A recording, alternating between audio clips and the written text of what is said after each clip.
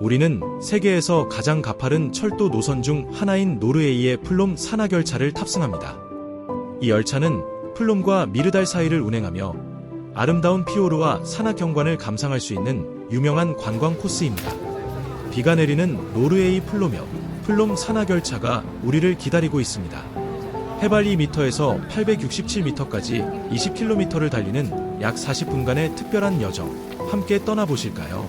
많은 관광객들이 각자 지정된 객차로 향하고 우리는 12호 객차로 오릅니다. 객차 안으로 들어서니 따뜻한 조명과 나무 좌석이 세상 밖의 차가운 비와는 또 다른 온기를 전합니다. 푸른 산과 하얀 구름이 뒤섞여 오늘의 여정을 은은하게 감싸주는 듯합니다. 창밖은 빗방울로 흐릿하지만 곧 펼쳐질 장엄한 풍경을 상상하게 만듭니다. 우리는 지금 피오르드의 심장부를 향해 올라가고 있습니다. 열차가 움직이기 시작하고 시야는 흐리지만 지금까지 경험하지 못했던 푸른 녹음과 안개에 쌓인 피오르드 협곡의 신비로움을 확인하기 위해 저마다 창밖을 응시하며 카메라에 담고 있습니다.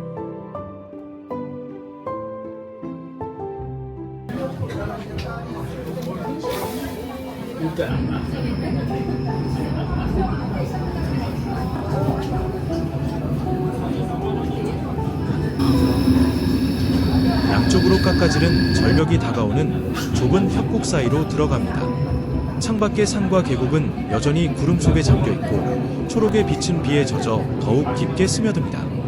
협곡이 점점 더 깊어지는 이 구불구불한 철로는 평균 경사도 5.5km, 최대 경사도 18도로 일반 철도 중에서는 세계에서 가장 가파른 철도 중 하나이고 깎아지른 절벽을 뚫고 지나가는 21개의 터널들로 이어집니다. 구불구불한 철로를 따라 올라갈수록 창문 밖의 산세는 점점 더 가까워지고 비에 젖은 녹색 숲은 끝없이 이어집니다. 마치 이 풍경을 놓치지 말고 천천히 호흡하라고 말하는 듯합니다.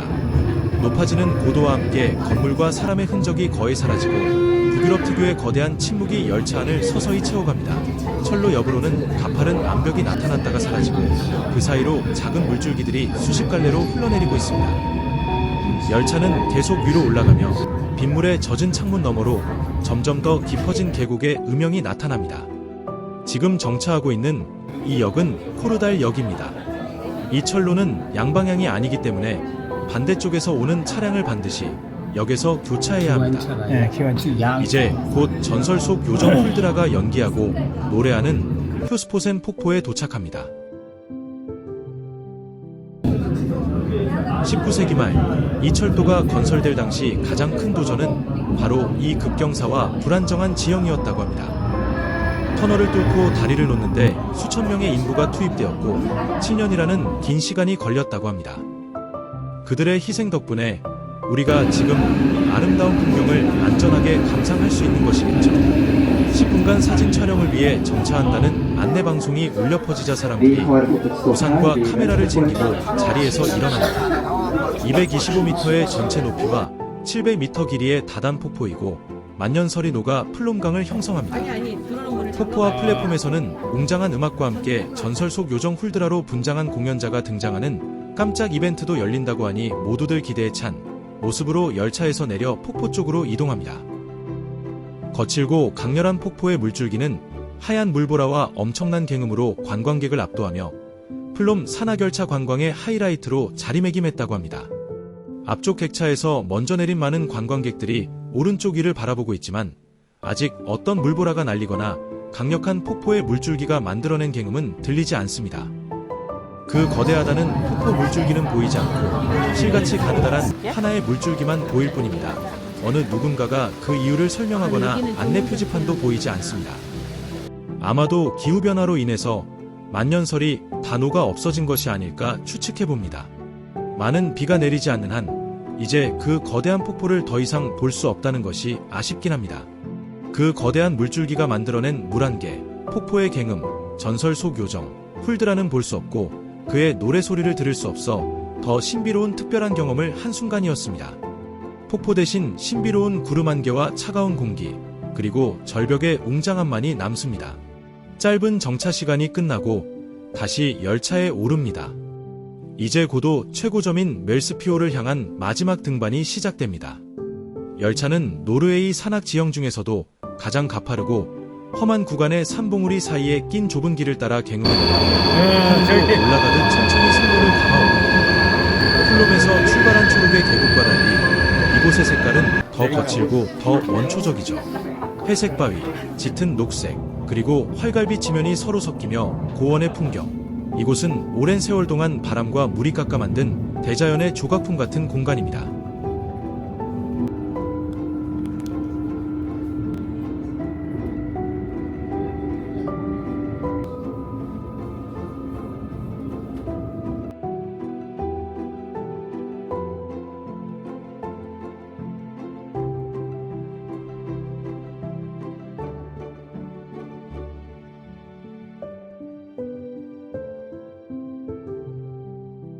저 멀리 만년설이 보이시나요?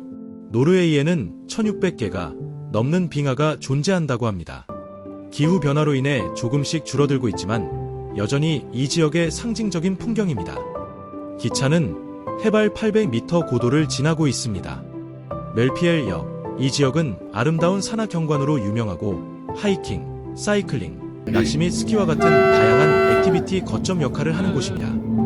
산속의 물줄기는 하나둘 모여 조금 더 넓은 강이 되고 바위 사이를 때리며 흘러내려 아래 마을들의 생명줄이 됩니다. 열차는 강과 나란히 달리며 플롬으로부터 이어지는 이 물길의 끝을 보여줍니다.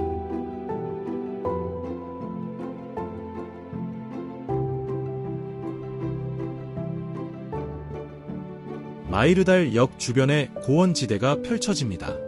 한여름에도 차가운 바람이 불고 겨울에는 거의 하얀 눈으로 덮인다고 합니다.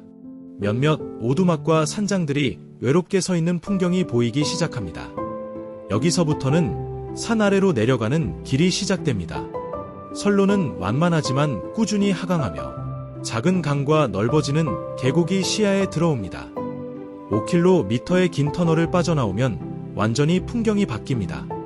험준한 산악지대에서 서서히 계곡이 넓어지고 더 많은 농경지와 마을이 나타나기 시작하죠.